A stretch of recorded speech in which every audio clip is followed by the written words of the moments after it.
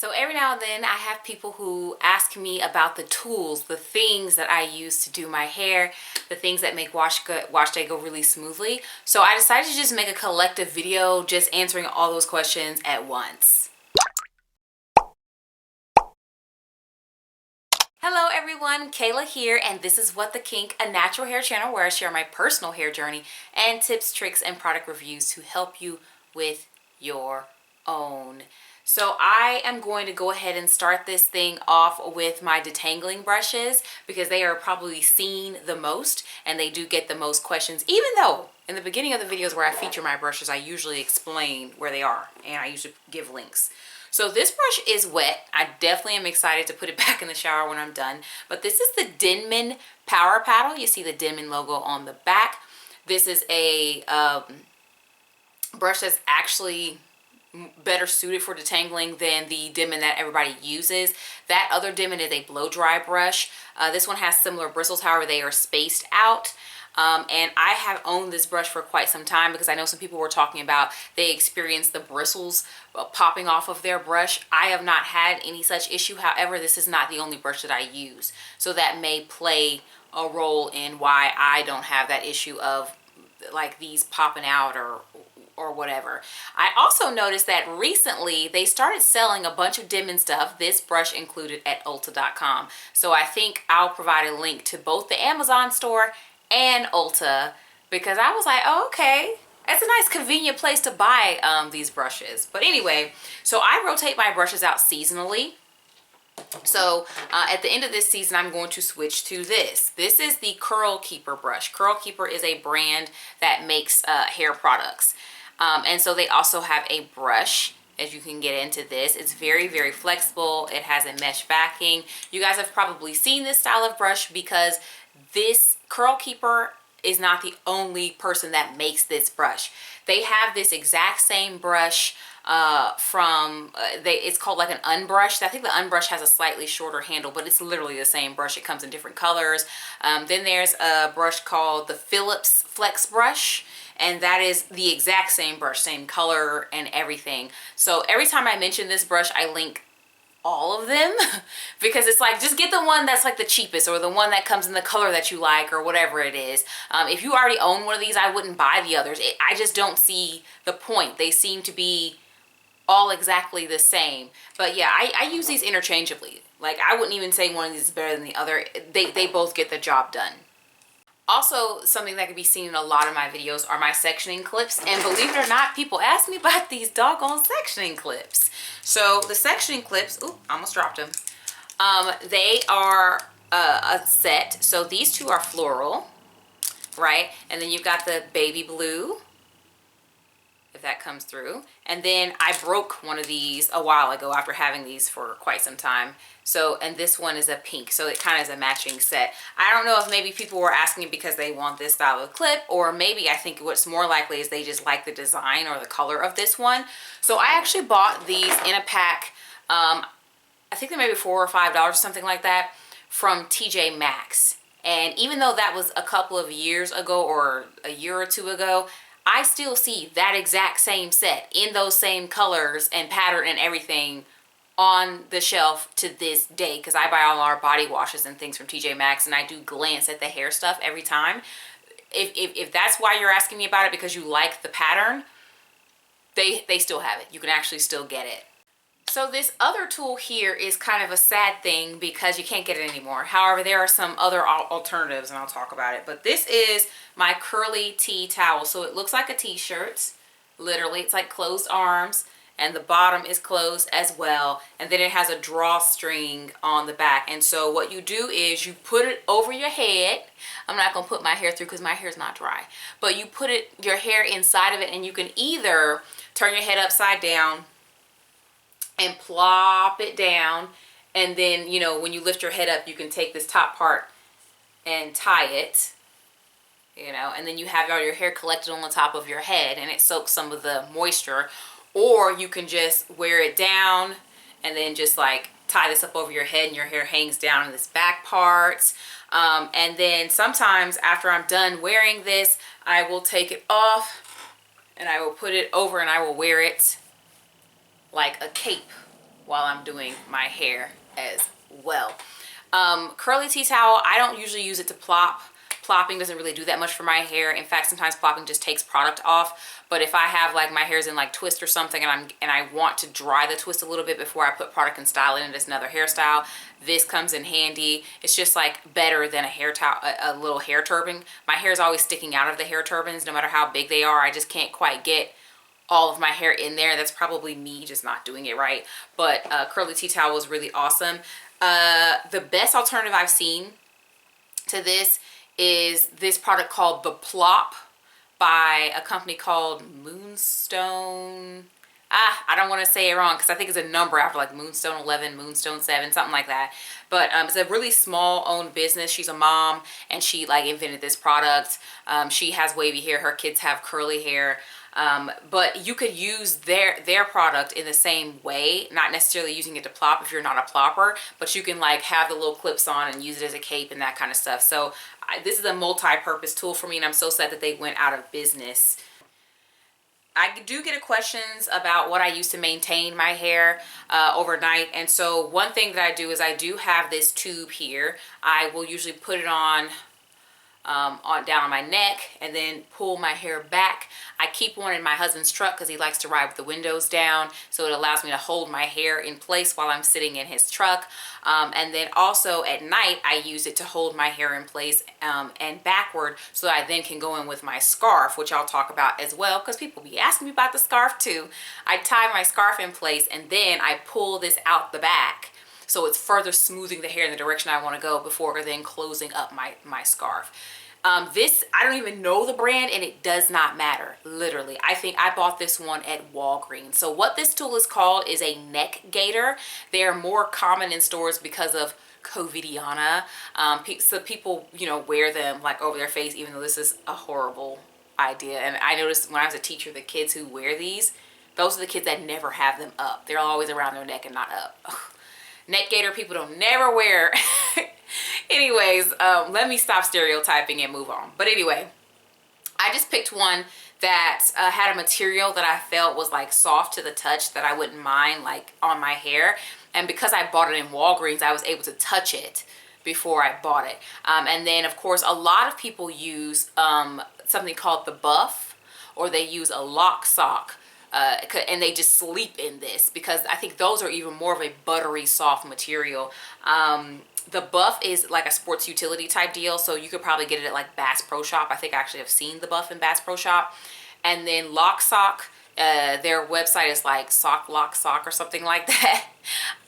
But you can go to them. I hear that theirs is a little bit more tight and more compressive than the Buff. So if that's something that you're looking for, then that might be an option as well. But I just use it as a tool. I don't actually sleep in it because my hair hangs out the end and it sticks back and it's on the pillow, and then it gets in my husband's nerve. Y'all tell me why it's a king size bed, but he on my pillow. But he in my face. A whole bed is over there. You can be over there. You ain't gotta be by me. But anyway, my scarf. Okay, my scarf is horrible. It needs to be replaced. It is on its last leg. So it's really stretched out. It's not supposed to be. I think this was originally a square scarf, and then it has like stitching through the middle. But this is from the Stay On Satin brand. I don't have my bonnet here because I don't hardly ever have a bonnet on, so no one asked me about a bonnet. But my bonnet, my square scarf, my rectangle scarf, every single satin product that I own is from the brand Stay On Satin, because their stuff stay on. You can get it at Walmart. I think I saw it at Sally's. It's really, really cheap. I prefer the Stay On Satin brand. And usually when it gets like this, I just throw it out. And then I go and just buy the exact same product, but in a different color. It's always exciting to be like, what color am I gonna get next? I think I've had this in gold. I've had it in brown. I've got it in the maroon. I think I've had it in black. I've owned several of these over the years. Same thing for my bonnet. I've owned several colors of their bonnet because it's great. Also, my husband also wears the Stay On Satin bonnets as well, because his hair is shorter, so it's just bonnet status for him. So he wears Stay On Satin as well. We love Stay On Satin in this house. So anybody else asking me about it, there. And then I also have a YouTube Shorts. And if it's not on Shorts, then it's on Instagram Reels, showing me putting this tube on, pulling, and then tying this on, pulling this through, and then closing this. So you can see exactly how I tie my hair up. And there's also other videos where the video is not really about the scarf and how I tie my hair up, but I'm tying my hair up in the video. Typically like weekend my hair type videos, you'll see me doing things like that. So last couple of items all have to do, and by last couple of items I mean couple, it's quite a few items, but it's the last category. These are all things that have to do with styling my hair. So the first thing I'm going to show you guys is the Felicia Leatherwood brush. Since I bought this, they have definitely changed some of the brushes. They got new colors, they got all type of stuff. They ain't have all that when I bought mine. Now I did buy this and try it to detangle with. I have a older video where it's like a battle of all of these type of brushes. And I just don't really prefer this brush for detangling. I just don't. I like the big paddle brushes that have the flexible bristles that I showed you. So what I use this for is to smooth my hair when I'm styling it. Now I didn't smooth these twists before I did them, but typically each section I would go do real quick. It's already detangled hair, smooth it, and then put it into the style. And so that's what I use this for.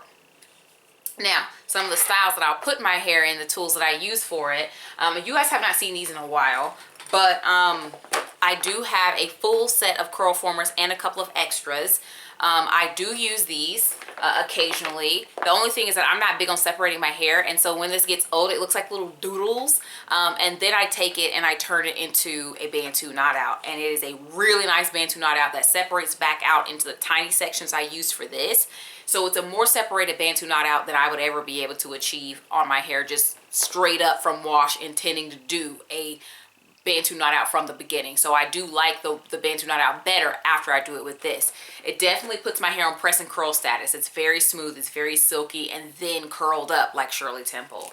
And then of course naturally I like this product. This is not related to the Hair Flare company. That's their logo, Hair Flare, that makes curl former. They have their own product called Wave Formers, and it is not this. This is technically a bootleg product. If you do a search on eBay, which is where I bought the really long ones, or Amazon for Magic Wave or Magic Wave Curlers or Wave Curlers, these will come up. They usually just have a bunch of keywords as the title. So there's not a definite name or brand for these. I think sometimes the Magic Leverage company makes these, but I wouldn't just look for them. I would just look for like Magic Wave, Magic Curl, you know, something like that. So I like these because they stretch my hair out. When I use certain products, it looks like a press and curl again. And then I flip these into a braid out, and it's a braid out that is way more separated than I would ever get like out in the wild on my own. Plus, I got a hairstyle for a couple days. So with these and these, I do get a hairstyle, an initial hairstyle for a couple of days, and then I flip it for another hairstyle. These on day one have the press and curl flat look, and then the second day it's more like a blowout with heat, and then a very beautiful wave. And then by day 3 I may wear it another day. I may put it in a ponytail. It looks like straight hair put in a ponytail. And then I will flip it for the beautiful braid out that comes out so nice. So I get the hype. Back in the day, y'all remember when Natural 85, she used to do a lot of videos where she would stretch her hair with curl formers first. Let me tell you, there is something to that. You get hairstyles that come out way differenter when they have been previously stretched with something like curl formers or with these wave curlers. So yeah, I actually really do like this tool. I think this is the year where I use these a whole lot. So I do get questions from you guys every time you guys see me wearing certain hairstyles. I'll probably put some pictures of the hairstyles that you guys ask me about. Every single time, y'all, it's the same tool. I'm not gonna make a video about it, because it's the same tool, it's the same technique. It's maybe just a different product that's giving it a different finish. It's done and dusted. I got 2 videos on these things. I ain't doing no more. It's literally the same hairstyle. So you guys have not seen these in a really long time, but these are Goody satin rollers. This container is so old. I think I had this back in high school. I bought these a really long time ago, but they still sell these. So there's different sizes, but I only use this one. This is the only one that I use. And the reason why is because I like curly ends on my braid outs. That's literally the only thing I use these for. So I will braid my hair, I'll twist the very ends, and then I'll roll it up a little bit on there, and then it gives like more of a curly end to it, and then when I take it down, it's easier to take down because of the twist, and then boom, the braids pop apart, and it's beautimous. So I've noticed that that's what makes my braid out look different from a lot of other people on YouTube's braid out, is because I actually do sit up there and use these satin rollers to curl the ends instead of just relying on the 2-strand twisted ends, which they do give kind of a decent look, but it's a little bit more daggery than what I prefer. I prefer a more rounded, curly look on the ends. And of course I have this in the background. This is the dryer that I use to dry my hair every single time I wash it. Didn't use it this time. My hair is wet, I will admit, but I got things to do. So this is by, it's out of screen, but this is by Modern Elements. And my brother purchased this for me from Sally Beauty. And this is just way better than the other bonnet dryers I had. I had the countertop one, but I did what a lot of college students do, and I would have it like on my bed in my room, a soft surface, and it gets overheated. And so I think when I first moved into my house right after I got married, I tried to dry my hair for the first time, and it was like, no ma'am, and it died, and that was it. I tried to wait, I tried to do all types of things. I was Googling, it never came back on. And then I've had soft bonnet dryers. I don't like them. They tend to smush and touch the hair, or like you have to figure them around. I don't want my ears under them. I still have my soft bonnet dryer just in case, but I don't prefer them. I like a hard bonnet dryer, but I like that this one is standing freely on its own. That's what makes it better than the countertop ones. I don't have to worry about where I'm at. If I want to dry my hair right here, undo the cord, stick it back there by the wall, and I could sit here and dry my hair if I wanted to. I like that it has 3 different settings on the side. You pull it down and it automatically comes on when it's plugged in. You want to take a break, you do this, and it cuts off. I sit under here, as well as my husband also occasionally will sit under here to dry his hair, though he's not really the biggest fan of like flash dried, quick dried hair. It's a lot more casty and crunchy than he would prefer when he does this, but like literally, like this is not expensive. It was $88. I think they took it off of Sally, but I believe they may have put it back on there. And honestly, you don't have to get Modern Elements. I think any brand of this would work just fine. It's a hard bonnet dryer that's freestanding. I'm more so advocating for the style of dryer and not really this particular brand.